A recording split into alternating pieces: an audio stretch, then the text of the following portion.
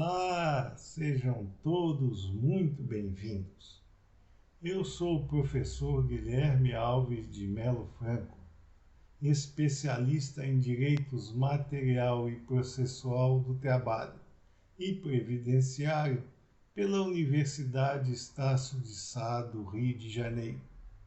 E estou a desenvolver no meu canal do YouTube, Guilherme Alves de Melo Franco, Estudar Direito,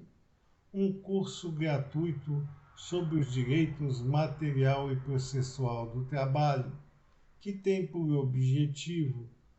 o estudo da consolidação das leis do trabalho, artigo por artigo, e como livro base, os meus comentários à reforma trabalhista, Lei 13.467, de 13 de julho de 2017, lançados pela editora Juruá de Curitiba, no Paraná, no ano de 2021. Esta é a nossa aula de número 42 deste nosso curso gratuito de Direitos Material e Processual do Trabalho. Para aqueles alunos que estejam a acompanhar nossas aulas com base no nosso livro, esta temática de hoje estará desenvolvida com maior propriedade através do capítulo 20 daquela obra. O artigo 75C da Consolidação das Leis do Trabalho, que é o objetivo principal da nossa aula de hoje, ele continua o desenvolvimento normativo da consolidação das leis do trabalho sobre o contrato pela modalidade de teletrabalho. Diz o artigo 75C da Consolidação das Leis do Trabalho que a prestação dos serviços na modalidade de teletrabalho deverá constar expressamente do contrato individual do trabalho e estabelecer as tarefas que serão realizadas pelo empregado durante a sua prestação pessoal de serviços ao empregador. Portanto, deflui do texto deste artigo 75C da Consolidação das Leis do Trabalho, em seu caput, que a prestação de serviços pela modalidade do teletrabalho somente será possível através de um contrato escrito existente entre empregado e empregador, não valendo destarte a regra esculpida no artigo 442 do texto seletista,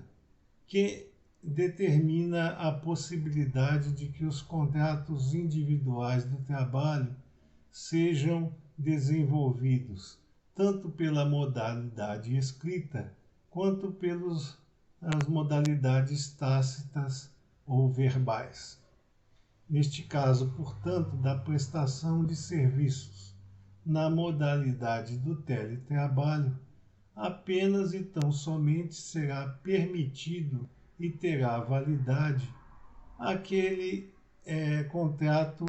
individual do trabalho estabelecido entre empregador e empregado através de um instrumento escrito. Aduz ainda o artigo 75C da Consolidação das Leis do Trabalho que poderá haver a migração entre o pacto de trabalho presencial e o teletrabalho. Portanto, poderá o empregado ser transferido da modalidade de prestação individual de serviços presencial para a modalidade de prestação de serviços através do teletrabalho. Porém, desde que haja comum acordo entre as partes, o que significa dizer que nem o empregado, nem o empregador poderão impor à outra parte participante do pacto de emprego esta migração entre o pacto de trabalho presencial e o teletrabalho, somente sendo válida aquela manifestação volitiva livre de ambas as partes. Portanto, é preciso haver para que se modifique o modus operandi do contrato individual do trabalho de presencial para teletrabalho se houver acordância de ambas as partes. E mais, somente ainda que haja a concordância das partes, somente será possível esta migração se ela constar expressamente de um termo aditivo contratual escrito, tal como a do pacto normal da modalidade de teletrabalho, o aditivo que permitirá a modificação de um pacto anterior sob a modalidade presencial seja transferido para a modalidade do teletrabalho. Não vale, portanto, a imposição simples e tranquila de um acordo verbal ou tácito entre as partes. É preciso que esse termo aditivo também seja por escrito. O contrário também é permitido pelo artigo 75C da Consolidação das Leis do Trabalho. Ou seja, o empregado que esteja laborando sob a égide da modalidade de teletrabalho pode ser transferido para a modalidade presencial. Somente que nesse caso há algumas diferenças com relação à transmutação do pacto presencial para de teletrabalho. Neste caso inverso, em que o pacto de teletrabalho será transferido para a modalidade presencial de prestação pessoal de serviços, pode ser imposto pelo empregador ao empregado,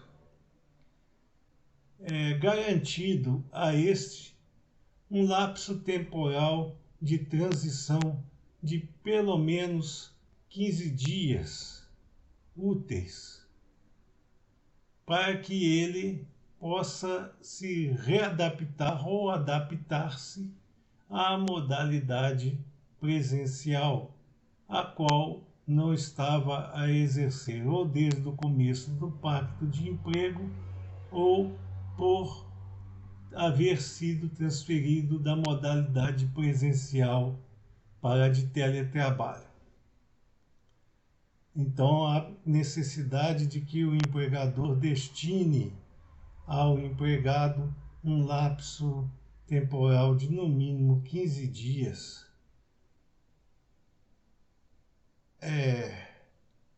para que o empregado se adapte à nova realidade contratual. E essa transferência também será registrada em aditivo contratual por escrito. A diferença nesse caso é que na oportunidade em que se transfere o empregado da modalidade de teletrabalho para a presencial, não há necessidade de que o mesmo concorde com essa transferência, sendo, portanto, tal atividade inerente ao poder diretivo do empregador, que poderá fazer essa transferência apenas e tão somente quando lhe aprouver que isto seja afigurado. Então, neste caso, o termo aditivo contratual, embora seja permitido e obrigatório nesse caso também, não estará adstrito à vontade do empregado. Portanto, o empregado não poderá se opor a essa transferência desde que haja por parte do empregador esta manifestação volitiva por escrito e lhe seja destinado o lapso de adaptação de pelo menos 15 dias para esta transferência. Bom, estas eram as considerações que nós deveríamos trazer para vocês nesta nossa aula de número 42 do nosso curso gratuito de Direitos Material e Processual do Trabalho, e aguardamos a oportunidade de que estejamos a ser úteis a vocês através das nossas aulas, e requeremos neste momento que, se assim for,